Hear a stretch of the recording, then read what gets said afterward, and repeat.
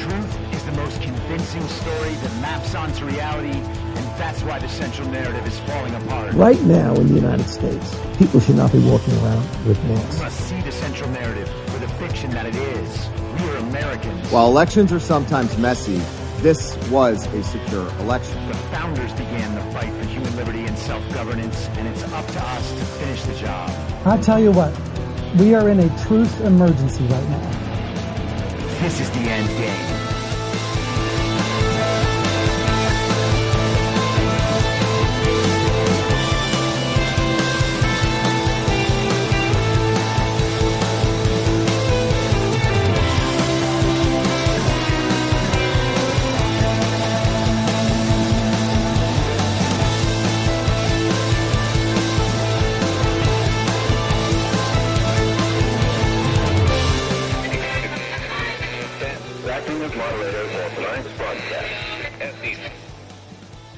It's Monday, April 3rd, 2023, the 803rd day of dystopia. I'm your moderator, Chris Paul. Let's be reasonable. A warm welcome and hello to all of you listening to the podcast on the day of its release. The only way to do that is by becoming a paid subscriber at imyourmoderator.substack.com. You can do so for as little as $50 a year or $5 a month, and in doing so, you will be supporting me, the work I do, and this show as it expands. And if you can't or you simply don't want to, continue listening to the podcast for free on a wide variety of podcast platforms and, of course, Rumble. All I ask is that you share it with your friends. You can find the links to the podcast, the writing, the social media, and the merch site by visiting linktree.com/I'mYourModerator.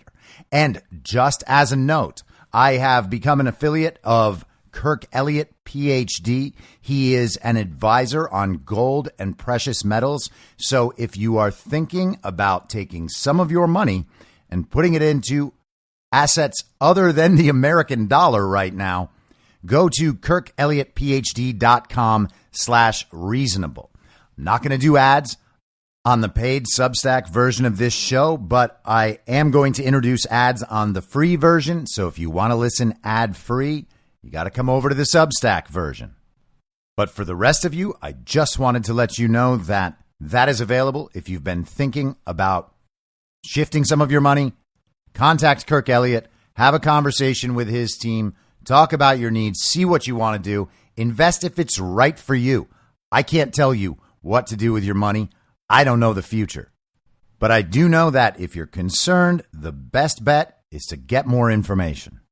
So KirkElliottPhD.com/reasonable. 2 L's, 2 T's in Elliott. Now, how about that for a big weekend? Lots of news coming out over the weekend. Good news on the Twitter front. Interesting news on the emergence of the multipolar world order. We're certainly going to talk about those two things. And domestic politics have become more ridiculous and more hilarious, and so we'll start there. Now, if you're a little older or you're not familiar with pop culture or not from Southern California, you may not know what Coachella is. If you spent 18 and a half years in Los Angeles since 2000, then you know that basically the entire spring is just Coachella season. People can't stop talking about Coachella and preparing their Coachella outfits and the little Indian headdresses that they used to wear until it became cultural appropriation and no longer allowed. But the biggest moment for Coachella season, that's not actually part of Coachella season, is when they announce the Coachella lineup. And they always have a poster that shows who's playing. And so Friday, Saturday, Sunday night, the headline artists of each night are printed at the top of each section. And then as you go down through the day's artists, the typeface gets smaller and smaller as you go away from the headliners to the acts on the side stages, the ones that play really early in the day in front of no one. And I'm not saying that's a bad thing. A lot of the times the most talented artists are on that poster in small typeface, just telling you how it's arranged. And usually they have some sort of desert-themed color scheme and some desert-themed imagery, and everybody loves the posters. Oh, it's so exciting. Look at these artists that are now playing that, aren't artists and don't play anything. They basically stand in front of a crowd and push buttons on computers while kids who are addicted to drugs go crazy for some reason. Oh, look, he's playing the Nirvana song. Well, yeah, but it ain't Nirvana. It's a DJ who pressed a button. You can do that at home or in your own car. But anyway, Coachella is very, very exciting, and the Coachella poster is very, very exciting. And knowing how very, very exciting these things are for a certain brand of pop culture obsessed communist, the illegitimate Biden administration figured it would be a good idea to make a Coachella-style poster for themselves, advertising Joe Biden's Investing in America tour, where he sends himself and the illegitimate First Lady and the illegitimate Vice President and the Second Gentleman out around the country with Gina Raimondo and Deb Haaland and Pete Buttigieg and Javier Becerra and Janet Yellen. They're all going on tour around the country to tell everyone how great the illegitimate administration is making their lives. And they list the locations: Arkansas, Arizona, California. They're going to Nevada. They're going to New York. They're going to Ohio. There's like 20 states, 25 states that they're going to visit on their Investing in America tour. No one's going to show up anywhere, obviously. No one cares about anything they have to say. I saw this picture initially and I was like, this cannot be real. But I looked and I found out that it is real. Joe Biden posted it himself on April 1st, and apparently it's not an April Fool's joke because, of course, it is a real tour and the White House has put out official statements about their real tour. You can't imagine the incompetence of the communists in the illegitimate administration. They would have actually thought this was a really, really good idea because they are that brand of pop culture obsessed communist who this sort of thing really appeals to. And therefore, they believe that it appeals to everyone else, too, because, of course, they have the best taste. They have their finger on the pulse of what is hot right now. And I don't know how, and I don't know why, but I was able to find Joe Biden's post immediately on Twitter by searching the word Joechella. Also from the realm of the hilarious, the deranged, and the absurd, this is former Arkansas Governor Asa Hutchinson with ABC's John Carl. When I spoke to you earlier this year, you said you were thinking about running for president. Have you made a decision? Are you running? I have made a decision, and my decision is I'm going to run for president of the United States. While the formal announcement will be later in April in Bentonville, I wanted to make clear that to you, Jonathan, I am going to be running. And the reason, as I've traveled the country for 6 months, I hear people talk about the leadership of our country, and I'm convinced that people want leaders that appeal to the best of America and not simply appeal to our worst instincts. And that inspires me when I see everyday Americans just saying, give us good leadership, give us common sense, consistent conservatism, and optimism about our great country. And that inspires me, and I believe I can be that kind of leader for the people of America. So Asa Hutchinson, former governor of Arkansas, just replaced a couple of months ago by Sarah Huckabee Sanders. He needs something new to do with his life. And so he's going to go out and be Walmart's attack dog against President Donald J. Trump. Now, Asa Hutchinson has no chance of ever becoming greater than a 1% candidate in a Republican primary for 2024. He has absolutely no chance. Virtually zero national name recognition except on CNN and MSNBC, where they keep having him on television to promote him as a reasonable conservative alternative to somebody like Donald Trump. He's been all in for COVID, all in for trans, and all in for whatever he's told to do by the Walton family who owns Walmart, which of course is based out of Arkansas. This is from the Daily Caller, April of 2001. This is 2 years old now. The governor of Arkansas denied allegations that he buckled to corporate pressure when he vetoed a ban on transgender surgeries for minors.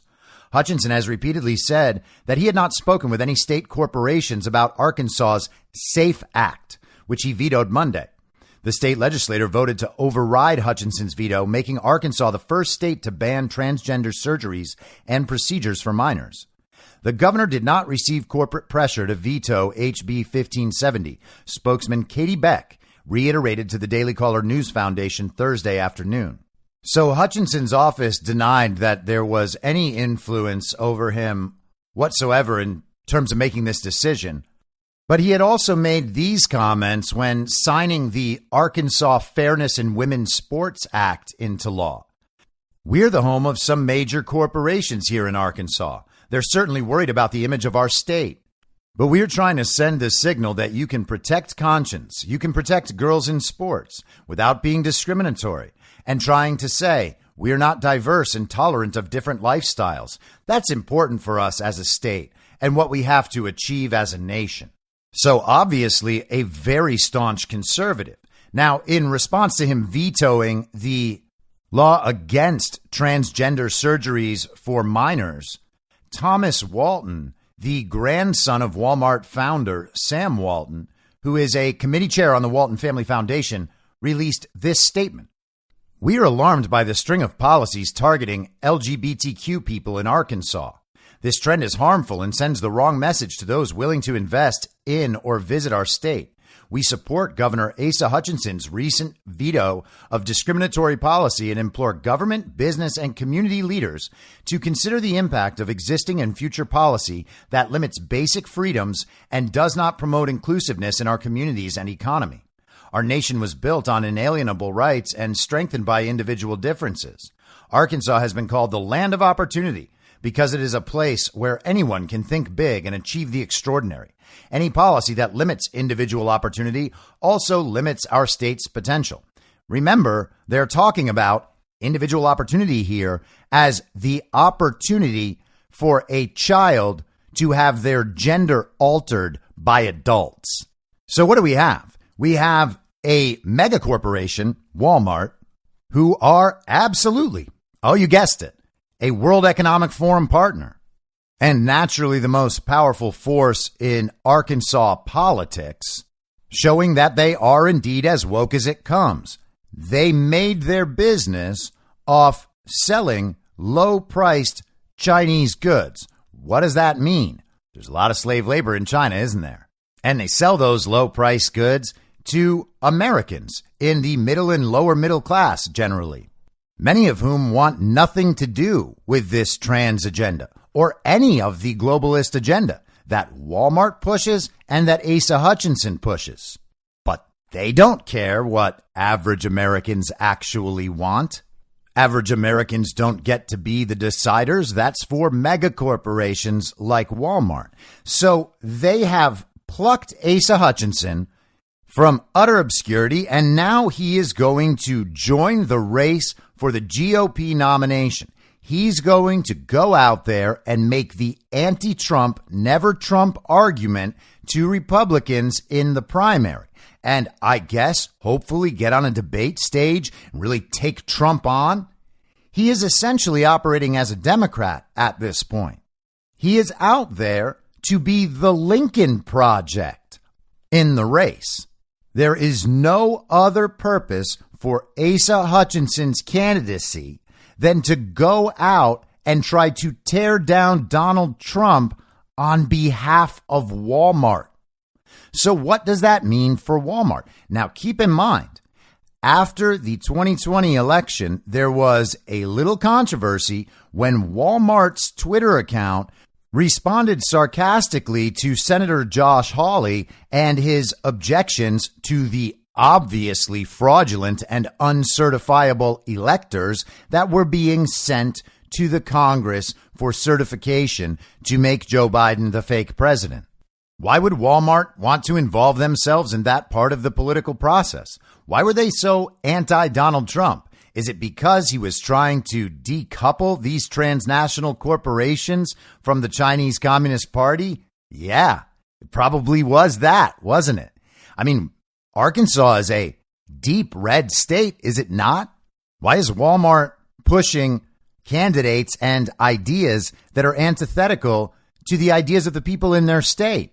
And how scared and desperate must they be to be pushing the candidacy of Asa Hutchinson as an alternative to Donald Trump? No one buys that. No one's going to vote for Asa Hutchinson. But that's not what he's there for. He's only there to make Trump look bad on behalf of Walmart.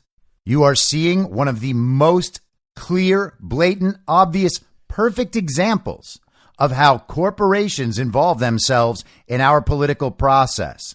They can't go out and just insult Donald Trump and his supporters all day long, so they hire Asa Hutchinson to do it. You also have to imagine that there are certain things that more serious candidates like Ron ! Can't say about Donald Trump. So it's good to have someone like Asa Hutchinson in the race who can say them, because all of MAGA already knows he's a joke.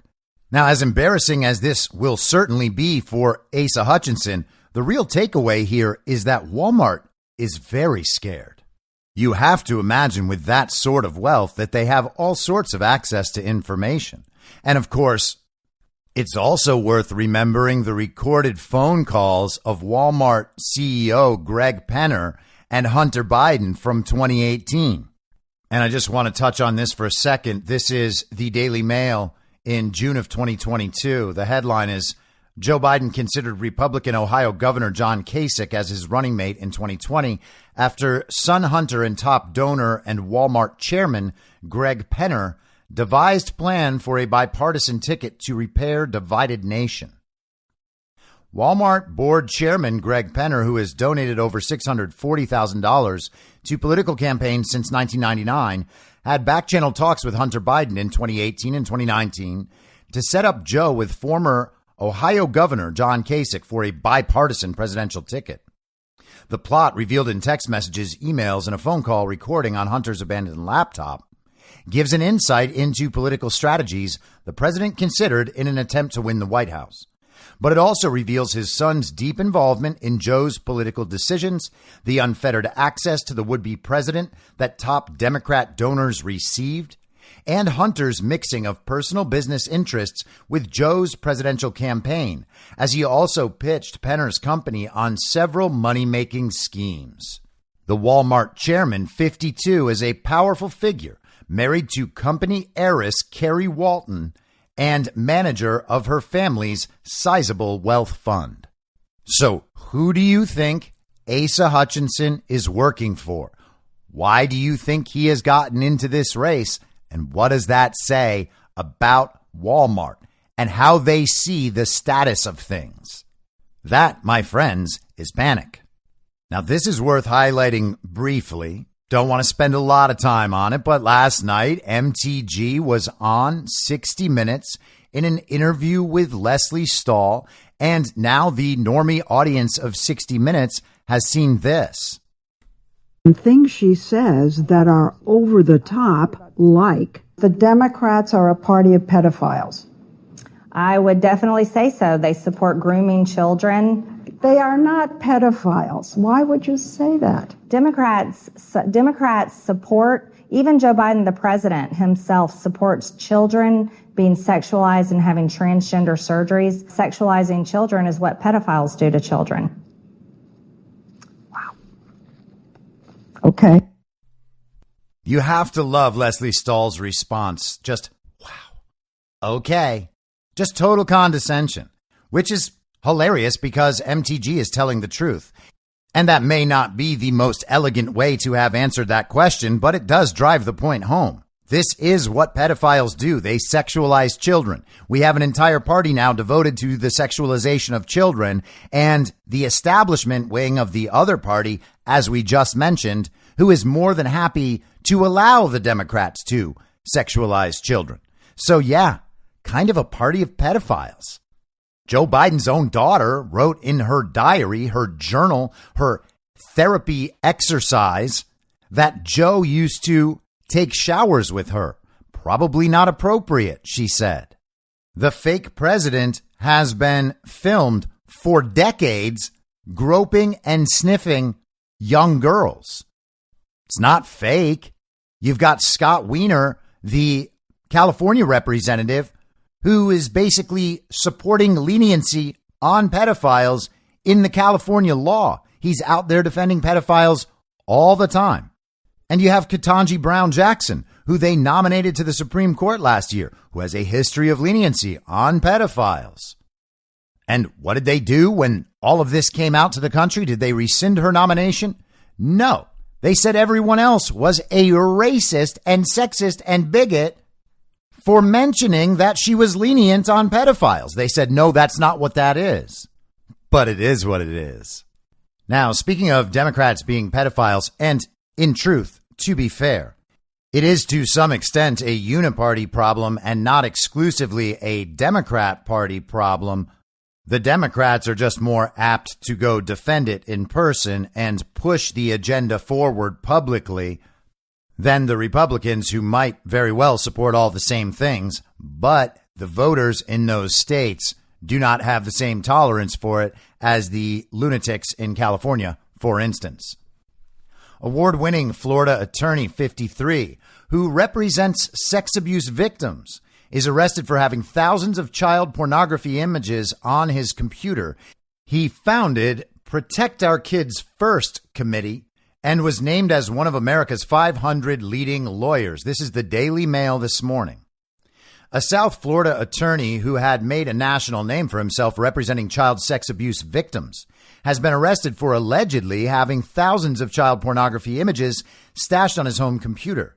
Michael T. Dolce, 53, earned national recognition for his work to end the statute of limitations for child sexual battery cases in the Sunshine State and was eventually named one of America's 500 leading lawyers for his work defending child sex abuse victims.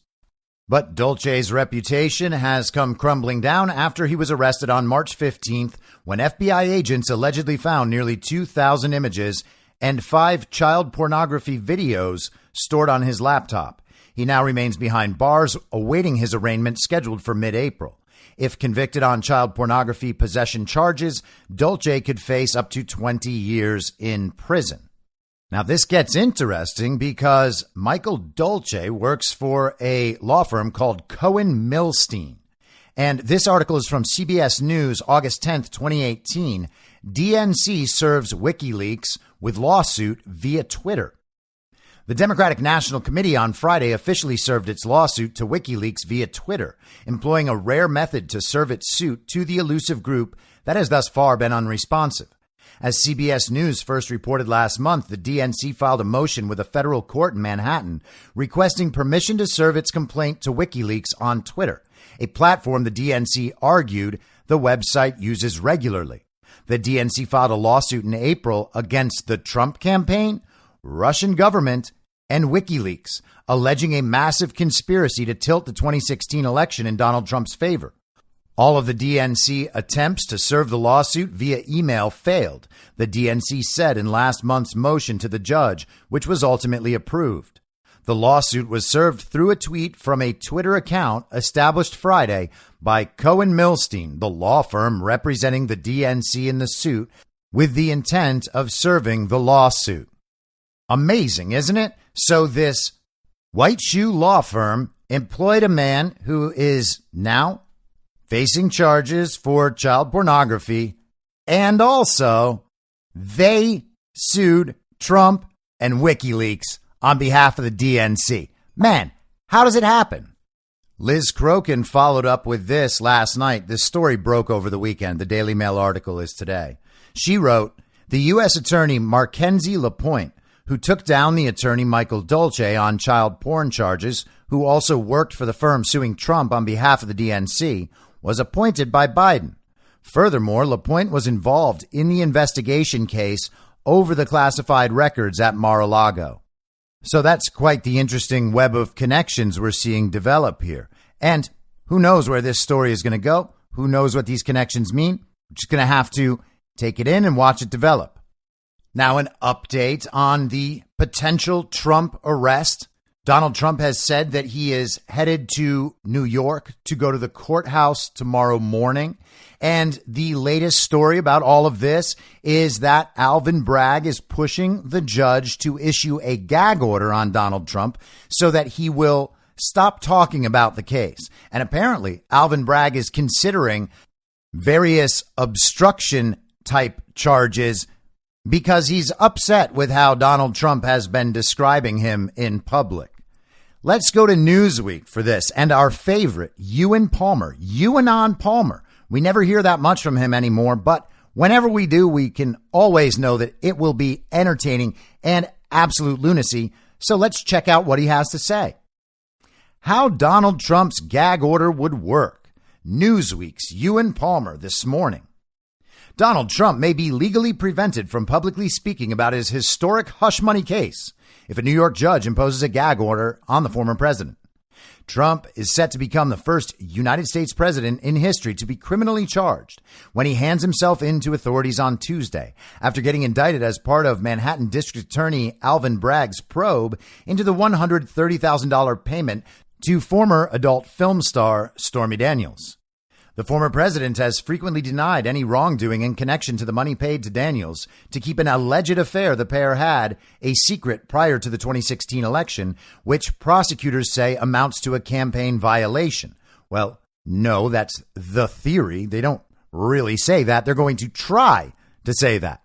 And the alleged affair that the pair had is a very strange framing because Donald Trump says they didn't have it, and Stormy Daniels says they didn't have it. So it's strange to see them all continue to just assume all of this is true. Investigators are looking into whether any records were falsified when Trump's former attorney Michael Cohen was reimbursed for money he paid Daniels on behalf of the former president, which the Trump organization listed as legal fees. There is continuing speculation that following his arraignment on Tuesday, Manhattan's acting Supreme Court Justice Juan Merchan will impose a gag order against Trump, which will restrict the Republican from discussing the case outside of a courtroom.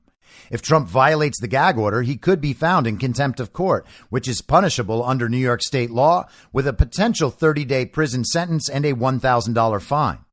A spokesperson for the New York Supreme Court told Newsweek that they do not wish to comment, quote, on wild speculation and unsubstantiated claims about the potential gag order during what remains a pending criminal matter.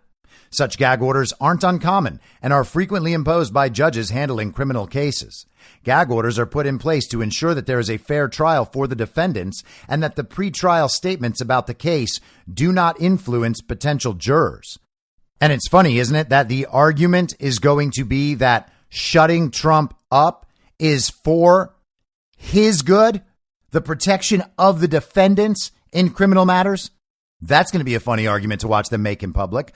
Apparently, if this gag order is issued, obviously Trump can appeal that. I would highly doubt that Donald Trump is going to follow any gag order. And in fact, I think what we may end up seeing is an illustration of how these gag orders are used to blatantly manipulate the justice system and make it impossible for defendants to defend their own reputations in public. If I were to guess, I would think that we are going to see a contest about whether or not a gag order like this is even legal or constitutional. And indeed, we might see that that's why it's all happening in the first place. Trump's legal team and supporters of the former president have suggested such an order is unconstitutional and would violate Trump's First Amendment rights as he seeks a return to the White House in 2024. And then Newsweek has someone, an expert, come and say how that's not true and that we definitely need a gag order. Because of course they do. What are they going to do? Just let Donald Trump go out there and talk about things? That would destroy their entire case. They can't have that. So let's get into a bit of what's going on around the world, and let's start in a place that I know is a source of great sadness for everyone. We haven't seen or discussed a sky circle in many weeks. The phenomenon of sky circles came to our world and apparently has vanished just as quickly, except there is still sky circle news out there. Today, NBC reported this. Chinese spy balloon gathered intelligence from sensitive U.S. military sites despite U.S. efforts to block it, Oh no. The Chinese spy balloon that flew across the U.S. was able to gather intelligence from several sensitive American military sites, despite the Biden administration's efforts to block it from doing so, according to 2 current senior U.S. officials and 1 former senior administration official. And we're not allowed to know who they are, so we're just going to have to take NBC News's word for it. And this is one of those things that is always funny to me. Everybody knows that normies, establishment people, Trump haters, Biden supporters, leftists, the whole mix of them love to talk about how sources are important. Well, where did you get that? And you could say, well, I got it from NBC News. But where did NBC News get it from? Oh, it's 3 people that they tell us are administration officials, but they can't tell us who they are. So if we asked NBC News for its sources, all they can really say is just trust us. And so the NBC brand itself becomes the source for all this information. And people think that's okay because they imagine that NBC has some sort of responsibility, some sort of journalistic integrity to only tell the truth. But that's not true at all. So our source is NBC. Their source is, it's a mystery. China was able to control the balloon so it could make multiple passes over some of the sites, at times flying figure-8 formations, and transmit the information it collected back to Beijing in real time, the 3 officials said. The intelligence China collected was mostly from electronic signals, which can be picked up from weapon systems or include communications from base personnel rather than images, the officials said. The 3 officials said China could have gathered much more intelligence from sensitive sites if not for the administration's efforts to move around potential targets and obscure the balloon's ability to pick up their electronic signals by stopping them from broadcasting or emitting signals. So you see, we were told by the administration that the balloon really posed no threat and that we were actually tracking the balloon to get all of its information. And then we didn't want to take the balloon out of the sky because of the debris field it might produce on the ground, threatening human life. And so we waited until it went out over the ocean, blew it up, and maybe we'll collect it one day, maybe. Now, it's also interesting to note that the fake administration allowed the Sky Circle to proceed on its journey across the country, picking up sensitive intelligence as it went, but they were stopping some of it. And I'm sure that that was the best they could possibly do, but the Sky Circle was apparently relaying information back to China, which certainly sounds threatening. But then you remember that the fake president himself has shared our intelligence with China, including the intelligence on Ukraine that China then shared with Russia. So what I'm saying is they might as well have just asked the Biden administration for whatever information they needed, and Biden probably would have provided it. The National Security Council referred NBC News to the Defense Department for comment. The Defense Department directed NBC News to comments senior officials made in February that the balloon had, quote, limited additive value for the intelligence collection by the Chinese government, quote, over and above what China is likely able to collect through things like satellites in low Earth orbit. So it was no big deal. China has said repeatedly that the balloon was an unmanned civilian airship that accidentally strayed off course and that the U.S. overreacted by shooting it down. Officials have not said which company, department, or organization the balloon belonged to, despite several requests for comment by NBC News. After the balloon was shot down in February, Biden administration officials said it was capable of collecting signals intelligence. The balloon had a self-destruct mechanism that could have been activated remotely by China, but the officials said it's not clear if that didn't happen because the mechanism malfunctioned or because China decided not to trigger it. And the article goes on with the rest of the central narrative about Sky Circles. It's very exciting. So the Sky Circle was bad and was sending information to China and was sending information about sensitive military sites, but it's not that bad. And there wasn't that much information. And crafty old Joe Biden reshuffled things at those military sites so that they couldn't actually get what they wanted. There were a couple European elections over the weekend with interesting results. This is from The Guardian yesterday. Sanna Marin suffers defeat in Finland election as SDP beaten into third place. Finland's Prime Minister Sanna Marin has lost her battle to stay in power after her center-left Social Democratic Party was narrowly beaten into third place in a cliffhanger election by its conservative and far-right rivals. And center-left, of course, in the minds of the global state propaganda media, is what you call the avowed global communists who present themselves as the establishment, as the party that represents all of the normal people who know what's going on and want a really nice world. Remember, of course, Joe Biden is a moderate.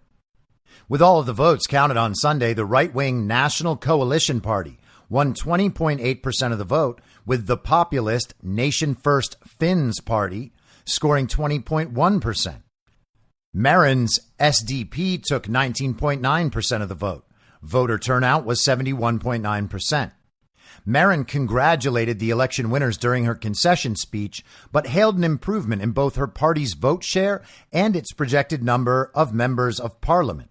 It's a really good achievement, even though I didn't finish first today, she told supporters in Helsinki. Democracy has spoken. The Finnish people have cast their vote, and the celebration of democracy is always a wonderful thing, she added. We have good reason to be happy about this result.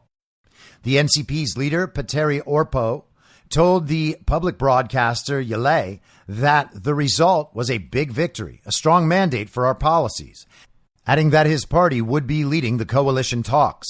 Finn's leader, Riikka Purra, called it an excellent result.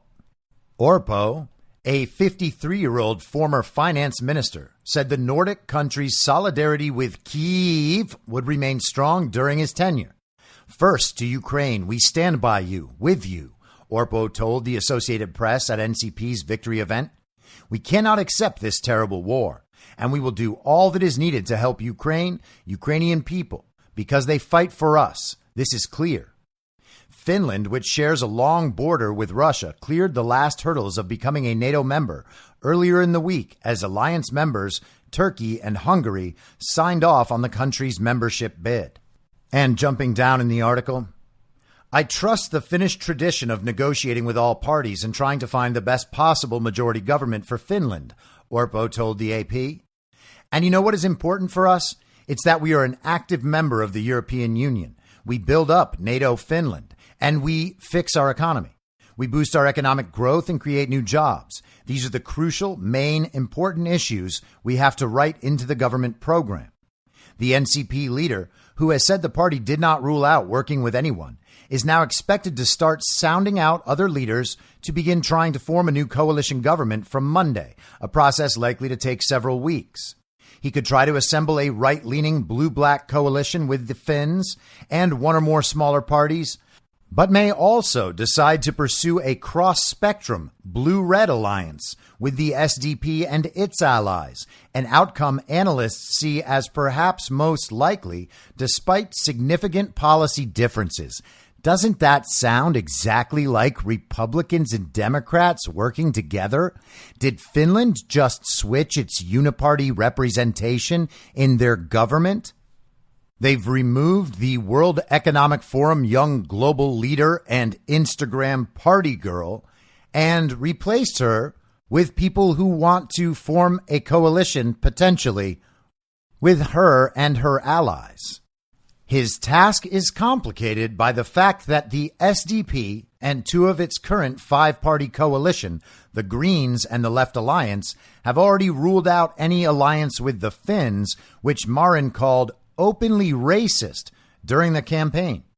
Of the two others, the Swedish People's Party, a moderate party representing Swedish-speaking Finns, unrelated to the Swedish far-right party of the same name, has also said it is very unlikely to partner with the far-right party. So the good news is that the country and its people are moving in the right direction. The bad news is that it sounds like they have a very active uniparty who is just going to keep pushing the global agenda forward. Now, it's interesting that Hungary and Turkey have signed off on Finland to join NATO because those are the two more sovereign nationalist countries, and they've held out on that for quite a while. But let's go to Montenegro. This is from Bloomberg yesterday. Montenegrin leader voted out after 3 decades of dominance. An Oxford-educated economist won Sunday's presidential runoff in Montenegro, rallying voters fed up with more than 3 decades of political dominance by incumbent Milo Đukanović. Jakov Milatović, a 36-year-old former banker, got 60% of votes compared with 40% for Đukanović, state broadcaster RTCG reported. It cited the Podgorica-based Center for Monitoring and Research, which conducted a parallel count from 90% of a nationwide sample of polling stations. A relative newcomer who co-founded a political party only last year, Milatović promised renewed economic reforms and pledged to root out corruption to bring the NATO member state of 620,000 people closer to European Union membership. If confirmed by official results expected on Monday, the victory sets the stage for general elections in June that may further erode the influence of Đukanović, who has served almost continuously as president or premier since 1991. It may also resolve a political deadlock in the tourism-dependent economy, which suffered one of Europe's worst economic contractions during the COVID-19 pandemic. 2 successive governments collapsed last year amid infighting among lawmakers in Montenegro's parliament, and the country has been run by a caretaker cabinet for more than 6 months. Milatović, who has worked for Deutsche Bank and the EBRD and Slovenia-based NLB, also pledged to keep Montenegro aligned with EU policies, even as he wooed voters who cherish the country's historic ties with Russia. The influential Serbian Orthodox Church, the biggest denomination in Montenegro, also endorsed him after recurring disputes with Đukanović. Originally a communist and an ally of Serb strongman Slobodan Milosevic, Đukanović became a pro-Western leader who ditched close ties with Russia and now supports sanctions imposed on the Kremlin over the invasion of Ukraine. During his campaign, Đukanović warned of threats to Montenegro's sovereignty from nationalism towards Serbia, even as Montenegro's former federation country and much bigger neighbor remains his country's top trading partner. With similar messages to voters in 2020 parliamentary elections, his party lost that ballot to a motley alliance ranging from conservative and pro-Serbian to pro-Western and liberal groups. A parliamentary election on June 11th will pit Đukanović's Democratic Party of Socialists against Europe Now, co-founded last year by Milatović with former finance minister Milojko Spajić, once a Goldman Sachs credit analyst. While in government from late 2020 until April 2022, the two oversaw a tax reform and a rise in public wages, despite criticism that it would undermine state finances. And speaking of finances, the global upheaval related to the dollar continues. This is from Friday in Reuters. India's new trade policy aims to promote rupee trade. India's new foreign trade policy, to be adopted from April 1st, will take steps to support international trade using the rupee currency, the government said on Friday, as it looks to boost exports amid slowing global trade. The South Asian nation is prepared to trade in rupees with nations facing a shortage of dollars so as to disaster-proof them and effectively boost its exports, Commerce Secretary Sunil Barthwal told a news conference in the capital, New Delhi. The measures include industry-specific targets to reach the goal of $2 trillion in exports of merchandise and services by 2030, said Santosh Kumar Sarangi, head of the Directorate General of Foreign Trade. That represents a nearly threefold jump from expected exports of $770 billion in financial year 2022-23, he added, despite global uncertainties that make the export scenario slightly challenging. India is also launching a new amnesty scheme for one-time settlement of defaults on export obligations. The scheme, which aims for faster resolution of trade disputes, will run until September 2023, but will not apply to cases involving fraud investigations. India's new policy will also automate some trade approvals and cut charges for medium-sized and small businesses to secure some government-backed benefits. So they are moving away from the dollar in foreign trade. This is from Reuters today. Malaysia opened talks with Beijing over dispute in South China Sea. Malaysian Prime Minister Anwar Ibrahim on Monday said he was prepared to negotiate with China over a maritime dispute between the two countries, days after a think tank reported Chinese patrolling close to a Malaysian offshore gas project. China claims sovereignty over almost the entire South China Sea, through which about $3 trillion worth of shipborne trade passes annually. Malaysia, Brunei, the Philippines, Taiwan, and Vietnam have some overlapping claims. The issue was raised between Anwar and Chinese President Xi Jinping in China last week, as Malaysia has energy exploration projects in the area, Anwar said at an address on Monday at the Prime Minister's department. Anwar did not specify which dispute or which area of the South China Sea. In that area, there is a similar claim from China. I said to them that as a small country that needs oil and gas resources, we have to continue. But if the condition is that there must be negotiation, then we are ready to negotiate, Anwar said, without elaborating. China claims about 90% of the South China Sea via a U-shaped 9-dash line on its maps that cuts through the exclusive economic zones of 5 Southeast Asian countries.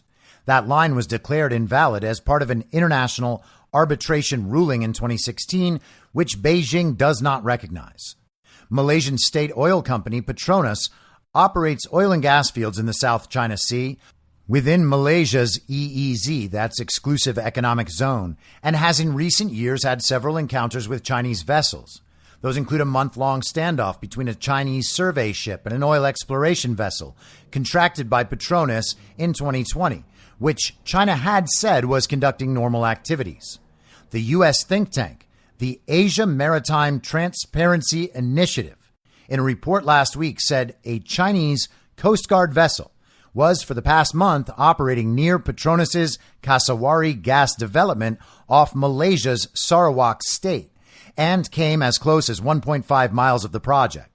A Malaysian Navy ship was in the area at the same time, AMTI said. So we have an American think tank letting Malaysia know that China's breaking the rules. Malaysia's Navy did not immediately respond to a request for comment, and Petronas declined to comment. China Foreign Ministry spokesperson Mao Ning on Monday said they were not aware of the specific incident, but said the Coast Guard operated within China's jurisdiction and its conduct was beyond reproach. So it sounds like we have a globalist think tank saying China bad and Malaysia saying, yeah, all right, it's okay. We've seen the attempts by the global regime to make Russia a global pariah. They are now shifting to do that with China, and it does not seem to be working at all. This is Bloomberg today. China's yuan replaces dollar as most traded currency in Russia. China's yuan has replaced the U.S. dollar as the most traded currency in Russia a year after the invasion of Ukraine led to a slew of Western sanctions against Moscow. The yuan surpassed the dollar in monthly trading volume in February for the first time, and the difference became more pronounced in March, according to data compiled by Bloomberg based on daily transaction reports from the Moscow exchange. Before the invasion, the yuan's trading volume on the Russian market was negligible. The switch comes after additional sanctions this year affected the few banks in Russia that retained the ability to make cross-border transfers in dollars and other currencies of countries branded unfriendly by the Kremlin. Raiffeisen Bank International AG, whose Russian branch remains one of the main conduits for international payments in the country, was among the lenders that came under elevated pressure from European and U.S. authorities. Russia has deepened its ties with China since the February 2022 invasion, prompted a break in relations with the West. In March, Chinese President Xi Jinping made Moscow his first visit abroad after his re-election and promised the Kremlin expanded cooperation in the areas of trade, investment, supply chains, mega projects, energy, and high tech. Sweeping sanctions targeting Russia's financial system have forced the Kremlin and Russian companies to switch their foreign trade transactions from the dollar and euro to currencies of countries that have declined to join any restrictions. The finance ministry converted its market operations to the yuan instead of the dollar earlier this year and developed a new structure for the National Wealth Fund to hold 60% of its assets in yuan. The Bank of Russia regularly calls on companies and citizens to move their assets into the ruble or quote unquote friendly currencies to avoid the risk of having them blocked or frozen. Despite all that, the dollar remained the most popular currency on the Russian market until now, only rarely losing out to the yuan in terms of volumes on any given trading day, according to the exchange data compiled by Bloomberg. Now there are fewer dollars on the market as Russia's revenues decreased due to the oil price drop and a decrease in exports, said Iskander Lutsko, a strategist at ITI London. At the same time, commodity imports from Russia to China are up by 29%, although exports from China are stagnating. And this is from Breitbart on Friday. China open to strengthening military coordination with Russia. A spokesman for the Chinese Defense Ministry said on Thursday that China is ready to increase military cooperation with Russia after dictators Xi Jinping and Vladimir Putin met in Moscow 2 weeks ago. And it is honestly amazing to me that the Western media still calls the leaders of other countries dictators when we don't have free and fair elections in the United States of America. Joe Biden is considered a legitimate leader, but Xi and Putin are not. And I don't actually need to argue for either's legitimacy to point out the difference in coverage here. Joe Biden is absolutely illegitimate. He is also in every way operating as an illegitimate dictator would, ruling over a banana republic in authoritarian fashion, censoring the people, trying to disarm them, engaging in blatant political prosecutions, turning the power of the state against its own people. They are absolutely giving away any moral authority that would allow them to call leaders from other countries dictators. The Chinese military is willing to work together with the Russian military to fully implement the important consensus reached by the two heads of state, further strengthening strategic communication and coordination, Chinese Defense Ministry spokesman Colonel Tan Kefi said. Tan has said this enhanced cooperation could include more joint exercises and patrols, such as the 5 days of training held in the Gulf of Oman by China, Russia, and Iran during the week of March 15th. Tan said the exercises would help the three authoritarian countries to jointly carry out diversified maritime military missions.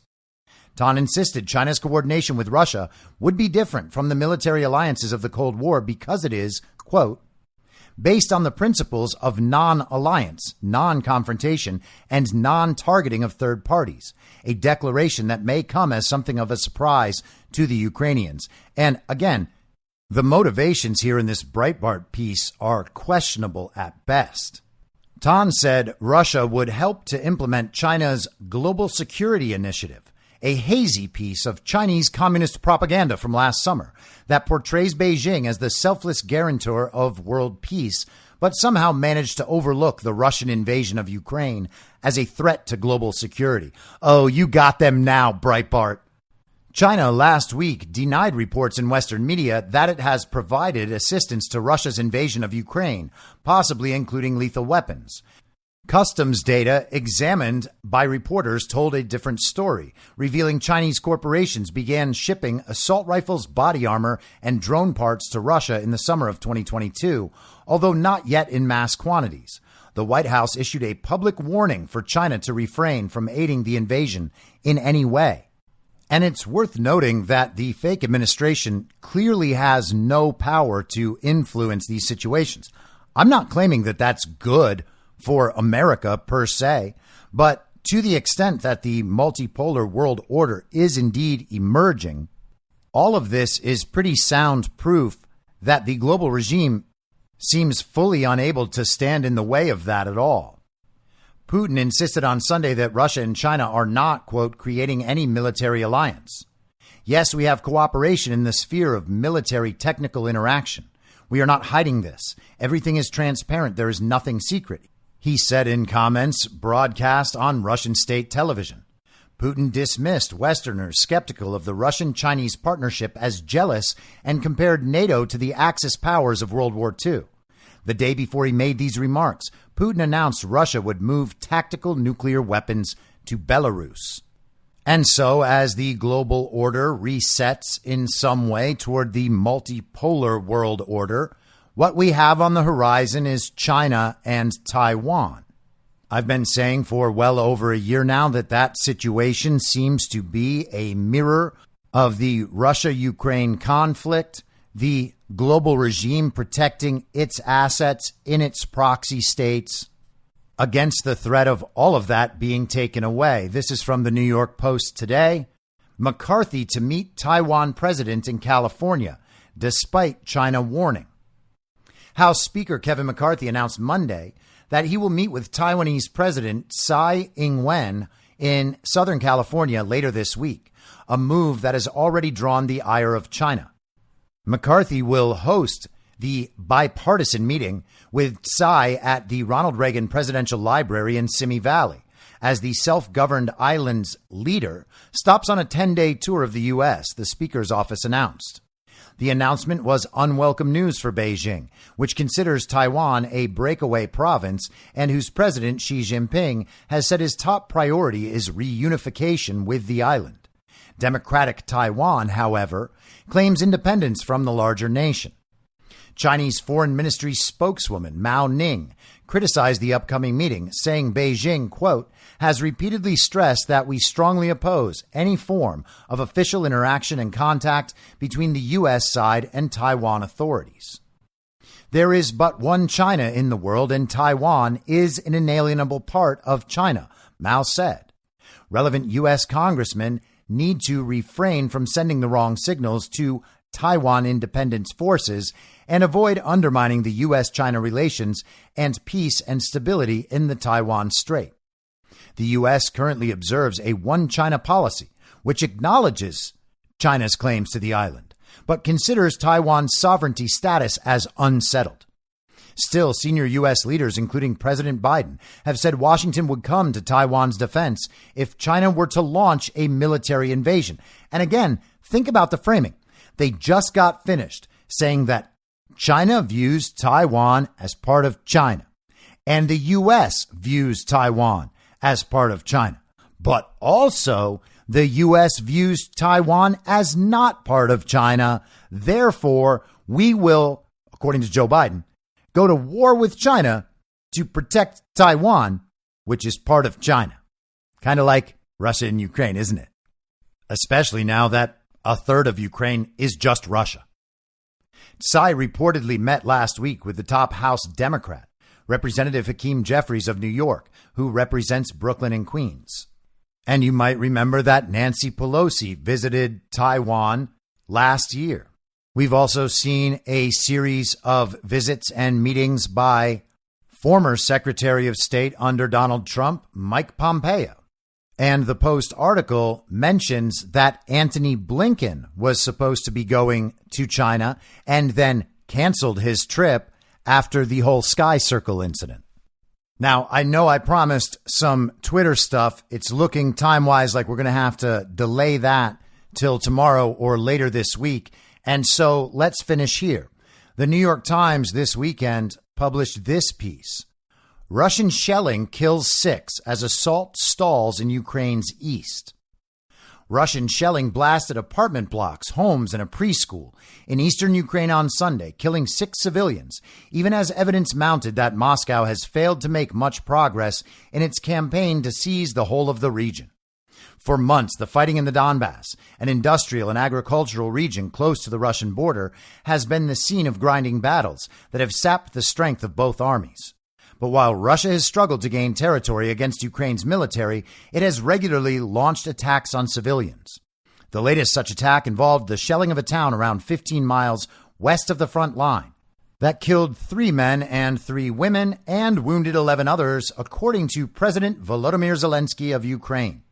The attack damaged numerous apartment buildings, spraying wet earth and shrapnel. Soldiers helped civilians clear away rubble and cover broken windows with plywood. Workers found the body of one of the victims, an elderly man, next to a huge crater in his vegetable garden. And they continue describing this alleged attack much in the way they've described other alleged attacks by Russia on Ukrainian civilians for the last 13 plus months now. We have heard stories about schools and apartments and maternity hospitals and all the rest.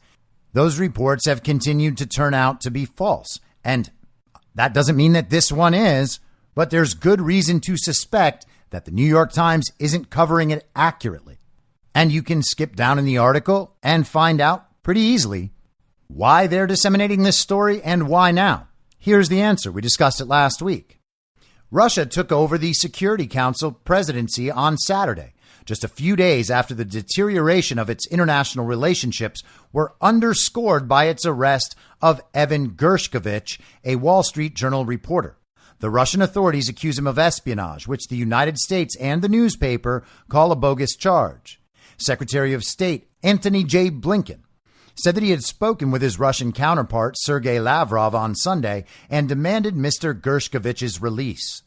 Mr. Blinken said on Twitter that he had expressed grave concern over Russia's unacceptable detention of a U.S. citizen journalist. So on multiple fronts, they are trying to delegitimize the Russian perspective in every way possible as Russia takes the chair. They are going to be the president of the UN Security Council for the next month. That position goes in rotation. The country's representatives cycle through. And it seems like the regime might be really worried about what Sergei Lavrov and Russia intend to do in the UN Security Council. I imagine a lot of that time is going to be spent debunking stories and narratives like this one, and like the sabotage of the Nord Stream pipeline and the blowing up of that Crimean bridge, all of these accusations of war crimes. They are ramping up various anti-Russian narratives in order to blunt the impact of whatever comes out in the UN Security Council this month. I am sure that is going to produce a lot of interesting new information, and so we will keep our eyes on that. I will be back tomorrow at the same reasonable time on the same Reasonable Podcast Network. I don't have a network. Masks and lockdowns don't work. They lied to you about a pandemic, and Joe Biden will never be president. In my mind, that's the end game. If you're listening to this episode for free, you can support me and support the show and the work I do by signing up for a paid subscription at imyourmoderator.substack.com. You can do so for as low as $50 a year or $5 a month. Comes out to under $0.25 per episode, and you'll blast right through the paywall for all of the writing. The merch store is www.cancelcouture.com, and you can find everything else by heading to Linktree. Linktree.com/imyourmoderator. And I'll see you soon out on the range.